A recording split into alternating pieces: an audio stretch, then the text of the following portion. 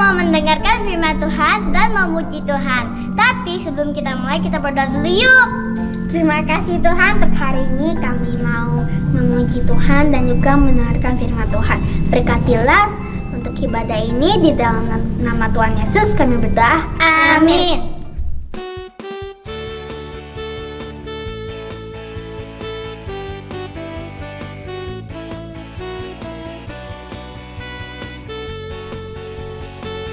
Katakan sama-sama hari ini.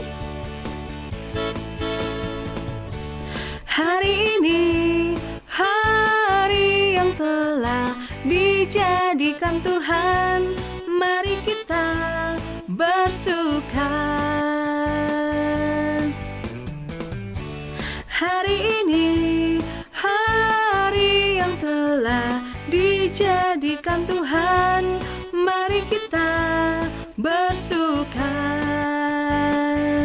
di dalam Tuhan, bersuka di dalam Tuhan. Oh, bersuka, bersuka dalam Tuhan, sekali bersuka, bersuka citalah. Bersuka dalam Tuhan, sekarang bersuka, bersuka citalah. Hari ini, hari yang telah dijadikan Tuhan, mari kita bersuka. Hari ini, hari yang telah dijadikan Tuhan, mari kita bersuka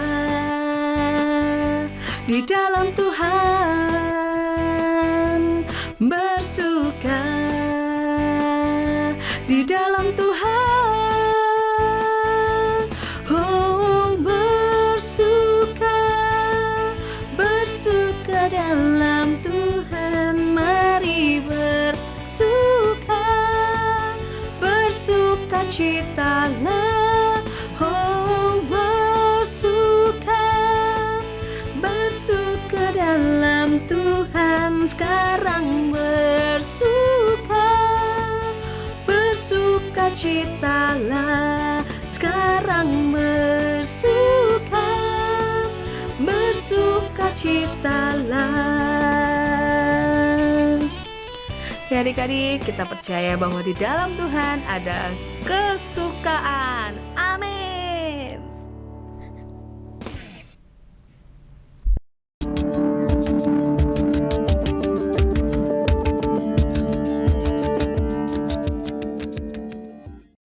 Shalom adik-adik, apa kabar? Wah, nggak terasa sudah hari Sabtu ya. Pasti adik-adik juga udah gak sabar untuk dengarkan sharing firman Tuhan pada sore hari ini. Ayo, sebelum kita dengarkan sharing firman Tuhan, Miss mau ajak adik-adik untuk berdoa terlebih dahulu. Yuk adik-adik bisa ambil sikap doa yang baik. Kita tutup mata, kita lipat tangan, kita mari bersatu di dalam doa. Tuhan Yesus, terima kasih untuk hari ini. Kami sungguh bersuka cita dan kami sungguh bersyukur Tuhan karena Engkau baik dalam kehidupan kami. Dan sebentar kami ingin mendengarkan firman Tuhan. Tuhan berikan kami hati yang sungguh-sungguh, hati yang rindu akan kebenaran firman-Mu, sehingga setiap firman yang kami dengar, setiap firman yang kami baca menjadi kekuatan di dalam kehidupan kami dan iman kami semakin bertumbuh di dalam Tuhan. Terima kasih Tuhan Yesus yang baik. Kami sambut firman Tuhan pada sore hari ini dengan pengucapan syukur di dalam nama Tuhan Yesus. Haleluya, amin. Nah adik-adik, hari ini Miss mau menyampaikan sharing firman Tuhan dengan tema Tuhan berikan aku kesempatan. Nah, kesempatan seperti apa ya yang Tuhan mau berikan buat kita semua? Sebelum kita bahas terlebih jauh, adik-adik ada yang tahu nggak apa itu kesempatan? Kesempatan itu adalah sebuah peluang atau sebuah waktu yang kita miliki. Dan kesempatan itu juga bisa dibilang sebuah pilihan. Nah, jadi tanpa terkecuali setiap kita memiliki kesempatan. Oleh karena itu, kita harus menggunakan kesempatan itu dengan baik-baik. Caranya yaitu dengan selalu mengucap syukur, tidak mengeluh, disiplin, rajin, terus selalu bersikap jujur, dan masih banyak hal lain yang bisa adik-adik lakukan dalam kehidupan adik-adik. Nah, makanya adik-adik harus menggunakan setiap waktu yang Tuhan berikan dalam hidup adik-adik dengan maksimal. Terus hal apa lagi yang harus kita miliki untuk menggunakan kesempatan itu? Yaitu dengan tidak memberi kesempatan kepada iblis. Adik-adik bisa baca di dalam Efesus 4 ayat 27, di mana firman Tuhan berkata, dan janganlah beri kesempatan kepada iblis. Maksudnya adalah jangan ada rasa kecewa, jangan ada rasa iri hati, sakit hati atau marah, dendam bisa juga. Karena ketika kita marah, kita dendam, itu akan membuat si iblis senang karena kita membuka celah bagi si iblis. Nah, kita mau ambil contoh dari cerita tentang anak yang terhilang, di mana di dalam cerita tersebut ada si anak sulung dan si anak bungsu. Nah, si anak bungsu ini meminta harta miliknya kepada ayahnya. Setelah ayahnya memberikan harta tersebut, si anak bungsu ini kemudian menjual harta tersebut dan dia hidup berfoya-foya. Tapi ketika semua hartanya itu sudah habis dan di kota tersebut terjadi bencana kelaparan, si anak bungsu ini hidupnya mulai susah. Dia harus bekerja menjaga babi. Dan ketika ia mulai merasakan lapar, tidak ada seorang pun yang mau memberikan dia makanan. Nah, di saat itulah si anak bungsu ini menyesali akan kesalahannya. Dia sudah menghilangkan kesempatan yang dia miliki ketika ia tinggal bersama dengan ayahnya. Kemudian si anak bungsu ini bangkit dan kembali ke ayahnya. Ia mengakui semua kesalahan dan dosa yang telah dia perbuat. Dia segera bergegas untuk bertemu dengan ayahnya. Dan ketika ayahnya melihat dari kejauhan, ayahnya merasa sukacita. Ayahnya ada rasa belas kasihan untuk menyambut si anak bungsu ini. Kemudian ayahnya tersebut membuatkan sebuah pesta makan untuk menyambut kembalinya si anak bungsu ini. Tapi si anak sulung merasa ayahnya tidak adil. Dia merasa kecewa, dia merasa kesal, dia merasa marah karena ayahnya memberikan hidangan yang lezat dan membuat pesta untuk menyambut kedatangan adiknya. Tapi ayahnya memberikan pengertian kepada si sulung bahwa adiknya yang terhilang itu, adiknya yang telah melakukan dosa, telah kembali dan bertobat. Nah, dari kisah tersebut, si bungsu menggunakan kesempatannya untuk bertobat dan meninggalkan dosa. Dan si bungsu diterima oleh ayahnya dengan penuh kasih dan sukacita. Jadi dapat kita tarik kesimpulan bahwa kesempatan itu adalah pilihan. Tinggal bagaimana kita menggunakan kesempatan yang Tuhan berikan kepada kita dengan sebaik mungkin. Nah, Tuhan selalu memberikan adik-adik kesempatan. Oleh karena itu, selama kita masih diberikan kesempatan, ayo kita layani Tuhan dengan sungguh-sungguh. Nah, layani Tuhan itu tidak hanya melayani di gereja ya. Adik-adik bisa melayani di dalam rumah, di sekolah. Bahkan adik-adik juga selalu memiliki sikap yang rendah hati, tetap setia dan tetap taat sama Tuhan. Contoh lain yang kita ambil dari cerita Nuh, di mana Tuhan meminta Nuh untuk membuat sebuah bahtera. Orang-orang mungkin bilang, Nuh gila. Terus orang-orang menghujat dan menghina si Nuh. Tapi Nuh mengabaikan semua omongan orang-orang tersebut. Nuh memilih taat, Nuh memilih setia kepada Tuhan, sehingga Tuhan memberikan kesempatan kepada Nuh dan keluarganya untuk selamat dari air bah. Bukankah Tuhan kita dahsyat adik-adik? Jadi kesempatan itu ada, pergunakanlah sebaik mungkin. Karena tidak ada kesempatan yang kedua loh. Kalau kesempatan itu hilang, pasti kita akan merasa sedih. Karena Tuhan memiliki sikap yang adil. Tuhan memiliki sikap yang bijaksana dan murah hati. Makanya Tuhan ingin setiap kita memberikan kepada kita suatu tanggung jawab yang tidak melebihi kemampuan kita.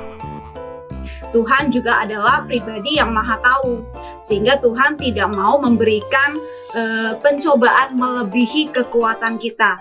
Tuhan tidak mau membebani kita dengan beban yang kita sendiri tidak bisa pikul.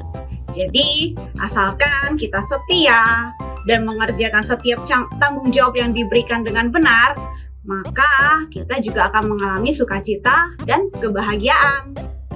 Terus, apa dong Miss tujuan dari kesempatan itu? Nah, tujuannya adalah yang pertama, Tuhan panggil setiap kita untuk menjadi hambanya. Terus yang kedua, Tuhan ingin menjadikan kita pengelola. Maksudnya, ketika kita sudah taat, ketika kita sudah setia, maka Tuhan akan mempercayakan sesuatu hal yang lebih besar lagi. Oleh karena itu, setiap kita yang dipanggil menjadi hamba yang setia, hamba yang bertanggung jawab, dan menjadi hamba yang jujur dan dapat dipercaya. Terus yang ketiga adalah Tuhan ingin menjadikan kita penguasa. Maksudnya adalah jika kita sudah bisa menjadi orang yang dipercaya, kita sudah berlaku setia, maka barulah kita bisa menjadi penguasa atau pemimpin. Terus apa dong Miss contohnya dalam kehidupan sehari-hari? Nah, adik-adik kan sebagai pelajar nih, adik-adik harus belajar dengan giat dan tekun. Ketika adik-adik mau belajar, pasti adik-adik akan mengalami sebuah ujian, di mana adik-adik mulai mempelajari pelajaran di sekolah, terus nanti adik-adik akan menghadapi ujian, terus setelah ujian, adik-adik akan mengalami kenaikan kelas. Nah, di saat adik-adik rajin belajar, di saat adik-adik tekun, nah di saat itulah adik-adik punya kesempatan untuk memiliki masa depan yang luar biasa. Terus adik-adik bisa menggunakan waktu adik-adik dengan membaca Alkitab. Adik-adik bisa menghilangkan waktu untuk bermain game, sehingga waktu yang adik-adik punya tidak terbuang dengan sia-sia. Tapi kesempatan itu, waktu yang adik-adik miliki bisa adik-adik gunakan untuk hal-hal yang baik. Sehingga ketekunan adik-adik dalam membaca Alkitab membuat iman adik-adik bertumbuh. Terus, kesempatan lain yang bisa adik-adik lakukan adalah membantu orang tua di rumah. Misalnya merapikan tempat tidur, merapikan meja. Terus adik-adik bisa membereskan setiap mainan yang sudah adik-adik mainkan. Nah, hal itu merupakan suatu kesempatan, yaitu kesempatan dalam berbuat kebaikan di rumah. Jadi adik-adik, kesempatan itu adalah pilihan ya. Tinggal adik-adik pilih mau hidup yang menjadi orang yang biasa-biasa saja, atau adik-adik ingin menjadi orang yang sukses dan berhasil di dalam Tuhan. Oke, untuk ayat hafalan kita hari ini diambil dari 1 Yohanes 1 ayat 9a. Jika kita mengaku dosa kita, maka Ia adalah setia dan adil.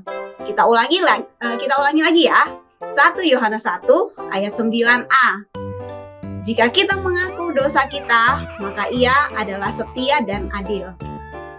Nah, adik-adik, kita tadi udah sama-sama dengarkan sharing firman Tuhan.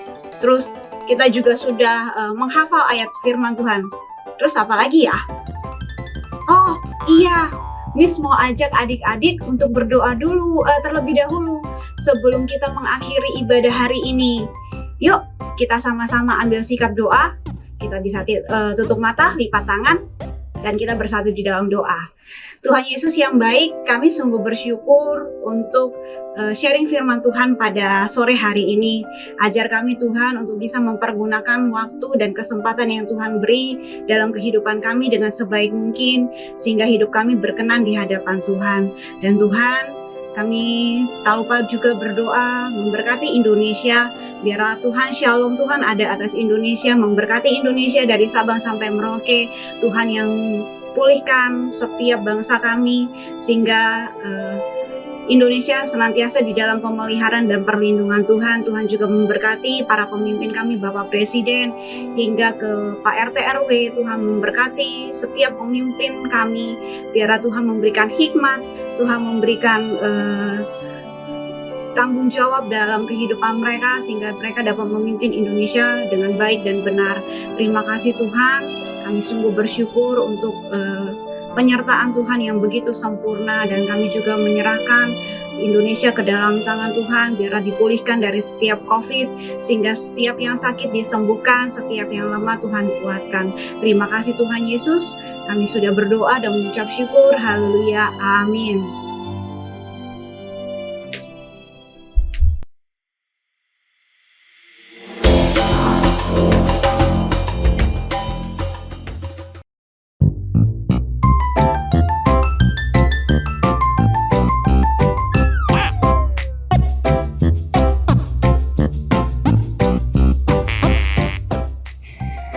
Amsal 27 ayat 1. Janganlah memuji diri karena esok hari, karena engkau tidak tahu apa yang akan terjadi hari itu. Amin. Point for fun. Bagaimana cara untuk mendapatkan poin?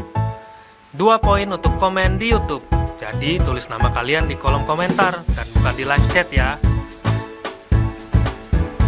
2 poin untuk video ayat hafalan. Kirimkan video ayat hafalan kalian ke WA gereja di 0857 95 kali 708. 4 poin untuk video yang terpilih. Video yang kalian kirim akan dipilih untuk menjadi pemenang loh di setiap minggunya. 1 poin untuk join di iCare. Setiap kehadiran kalian di iCare, maka kalian akan mendapatkan 1 poin lagi loh. 1 poin untuk menghafal ayat di iCare. Bagi kalian yang bisa menghafal ayat di iCare, maka kalian akan mendapatkan 1 poin lagi. 5 poin untuk undang teman di ibadah. Kalian bisa mengajak teman atau saudara untuk join bersama selama 3 minggu berturut-turut, maka akan mendapatkan 5 poin. Ayo segera kumpulkan poin kalian sebanyak-banyaknya untuk ditukar hadiah. Dan jangan lupa untuk undang teman atau saudara kalian ya. God bless you, Tuhan Yesus memberkati. Bye-bye.